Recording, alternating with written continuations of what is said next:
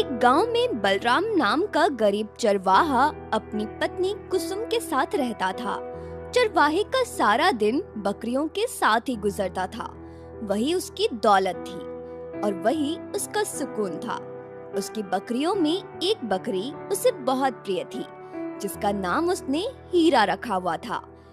एक दिन सुबह के समय पूरे गांव में ये खबर फैल गई कि चरवाहे की बकरी ने इंसानी बच्चे को जन्म दिया है। ये खबर सुनते ही गांव में हलचल मच गई। गांव के सभी लोग इकट्ठा होकर चरवाहे के घर पहुंच गए।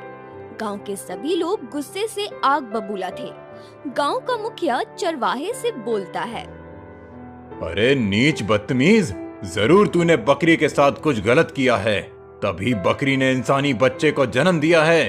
तो जैसे इंसान इस दुनिया में जीने के लायक नहीं है। मुखिया की बात सुनकर चरवाहा रोने लगा और गांव वालों से कहने लगा, इंसानियत के नाते मेरी बात तो सुने।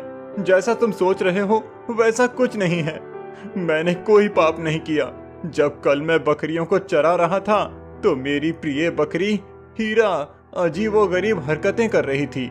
मैंने सोचा बकरी ने किसी शेर या भेड़िए को देख लिया है, तभी ये डर के मारे ऐसी हरकत कर रही है।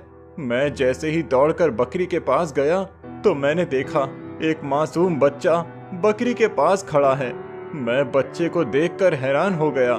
फिर काफी देर बाद मैंने सोचा कि मैं बेऔलाद हूँ। शायद ईश्वर ने ये बच्चा मेरी पत्नी की सूनी गोद को भरने के लिए दिया है। फिर मैं उस बच्चे को उठाकर अब उसे अपना बेटा मानकर पाल रहा हूँ। अरे अपनी झूठी कहानी सुनाकर अपने पापों पर पर्दा डाल रहा है। बकरी ने इंसानी बच्चा जना है, ये इसी की हरकत का नतीजा है। ऐसा कभी नहीं हुआ कि एक बकरी इंसानी बच्चे को जन्म दे दे। गांव वालों ने चरवाहे की बात का यकीन नहीं किया और चरवाहे को बुरी तरह से पीटने लगे। किसी ने लाठी से मारा, किसी ने लातों से। चरवाहा गिड़गिड़ाता रहा, लेकिन उसकी किसी ने ना सुनी। फिर भीड़ में से एक बूढ़ा आदमी निकल कर आया। वो गांव वालों से कहने लगा, जरा सोचो, ये जो इल्जाम हम इस चरवाहा पर लगा रहे हैं, क्या ये वाकई सच है? क्या कभी किसी ने सुना है कि बकरी ने इंसानी बच्चे को जन्म दिया है?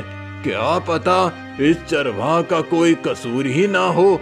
हमें इस मामले की जांच करवानी चाहिए। गांव वालों ने बूढ़े